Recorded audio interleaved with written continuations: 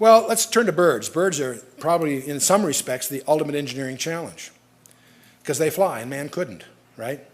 And we learned a lot about flying by looking at them. Got some misguidance because we don't have the facilities they have. And I suppose the Wright brothers succeeded because they somewhat ignored what the birds and went at from scratch. We could spend a lot of time going through the architecture of the bird, but as we do, we would discover that every detail of the bird has been engineered for flight. Every detail. Things you never even thought of. The skeletons are lightweight. Many of them have hollow bones to save weight. Do you understand what an aeronautical engineer does to save weight?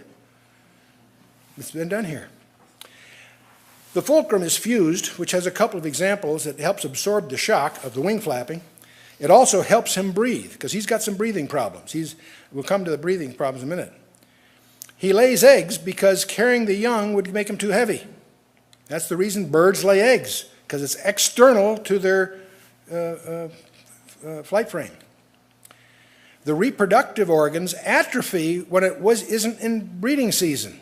They show up when they're needed, and they atrophy to minimal when they're not needed. The physiology gets even more complicated. The birds have a highly intense metabolism.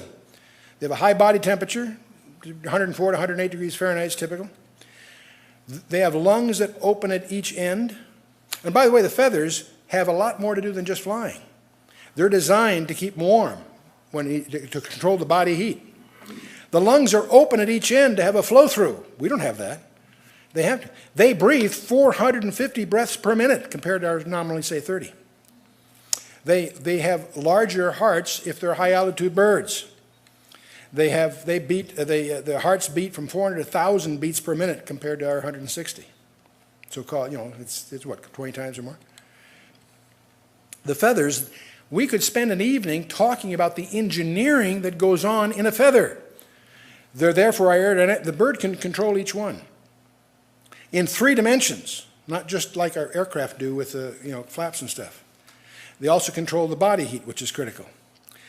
We could go through the feet, but to give you the quick summary of the feet, each bird has feet that are specifically designed for his particular lifestyle, whether it's in the water, under the water, what he's going after, whether he's got to dig, whatever, he's designed for it. And it's specifically designed for each bird.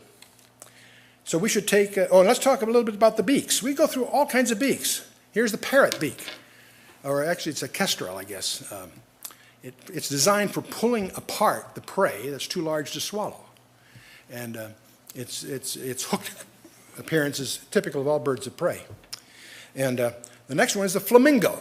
It's got a curved beak for filtering small plants and animals from the surface water of ponds and so forth, in which the beak is submerged, and then the bird pumps the lower bill against the upper, and the food's drained out in sort of a sleeve-like structure attached to the upper wall. And then you have the curlew, which is adopted for probing the shoreline for worms and such. And then you've got the parrot, which is a whole other thing, because he's designed for cracking nuts and eating fruit and that sort of thing, and so forth. And then you have others. Few birds have teeth, so they can screen out the small things. But let's take the most interesting of them all. We'll just take one in detail. Let's take the woodpecker. Have you ever watched a woodpecker? These guys are astonishing. There's things about them that I never realized. They obviously have a very, very strong beak. That's just the beginning of his problems. His pounding is so hard that he'll lose his eyeballs if he doesn't close them. Seriously. He closes his eyes. He has special cartilage between his beak and his head to help absorb the shock. So he goes home without a headache, huh? His tail feathers are designed to be a tripod with his 2 legs to help brace him for the shocks, okay? They're designed for that. Unlike most birds who have 3 in front and 1 in back in terms of his toes, his are 2 and 2 so he can grip the bark of the tree better. He's designed for what he does. Now here's the wild one. He has a very unusual tongue because his tongue is longer than his beak because it's got to go inside in these tunnels to try to get the larva that he's after. So his tongue is incredibly long. has barbs on the end to grab what he's trying to grab. These larvae don't want to come out of that tunnel. And it also has a glue that the larva sticks to but doesn't stick to his tongue. Man, that takes some chemical engineering. You follow me? That's just the beginning of it. The European green woodpecker has a tongue that goes down the throat, out the back of the neck, around the back of the skull, beneath the skin, and over the top between his eyes, terminating just below the eye socket. Okay? These guys are designed for what they do. Now, I had hoped to get more time to do a little more research, but the more research I've done, I gather from the reading I've done, they still have no idea how birds migrate. They have studied magnetism, they've studied pressure analysis, currents, temperature. There's all kinds of studies that have hints here and there, but to net it out for you, I personally have not encountered, I welcome any rebuttals to the contrary, but I have not found any reliable documentation that explains how birds can go 25,000 miles from birth to where they need to go, and how they do it is a mystery still to this day. I want to tell you about just one. It's my favorite for a number of reasons.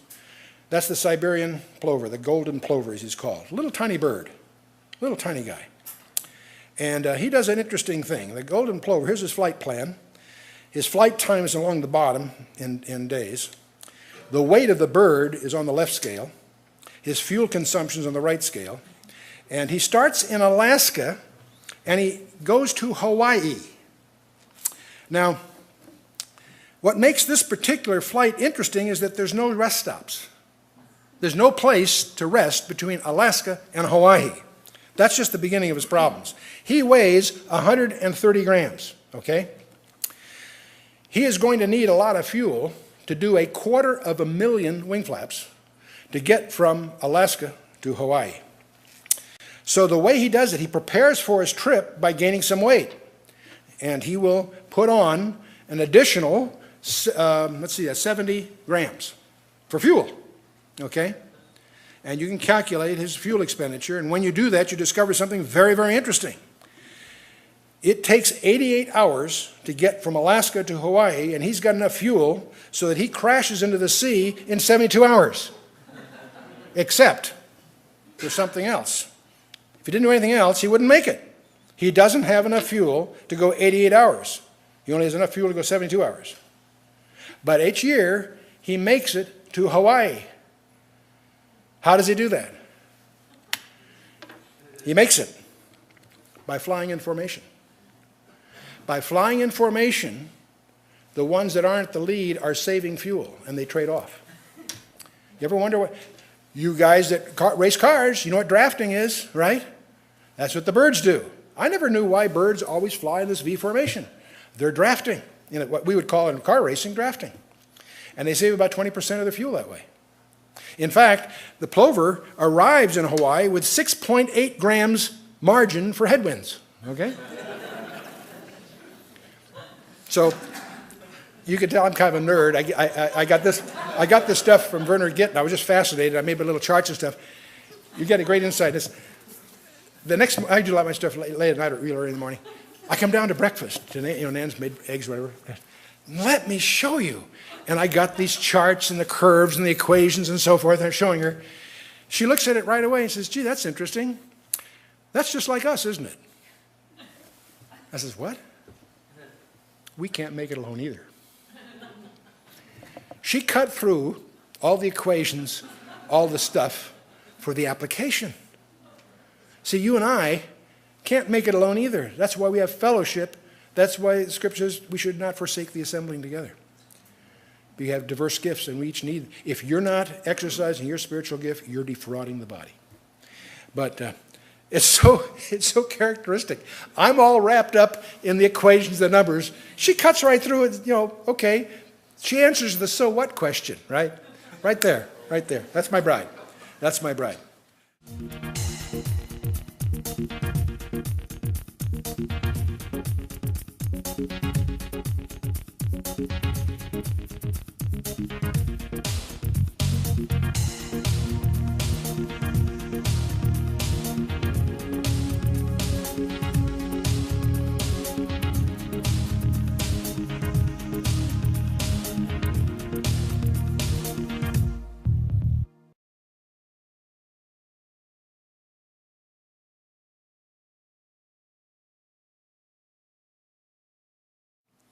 Well, let's turn to birds. Birds are probably, in some respects, the ultimate engineering challenge because they fly and man couldn't, right?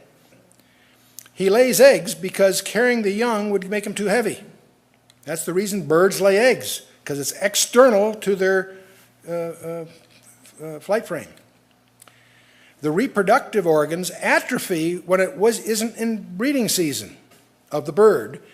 But as we do, we would discover that every detail of the bird has been engineered for flight. Every detail. Things you never even thought of. The skeletons are lightweight. Many of them have hollow bones to save weight. Do you understand what an aeronautical engineer does to save weight? It's been done here. The fulcrum is fused, which has a couple of examples that helps absorb the shock of the wing flapping. It also helps him breathe, because he's got some breathing problems. We'll come to the breathing problems in a minute. And we learned a lot about flying by looking at them. Got some misguidance because we don't have the facilities they have. And I suppose the Wright brothers succeeded because they somewhat ignored what the birds and went at from scratch. We could spend a lot of time going through the architecture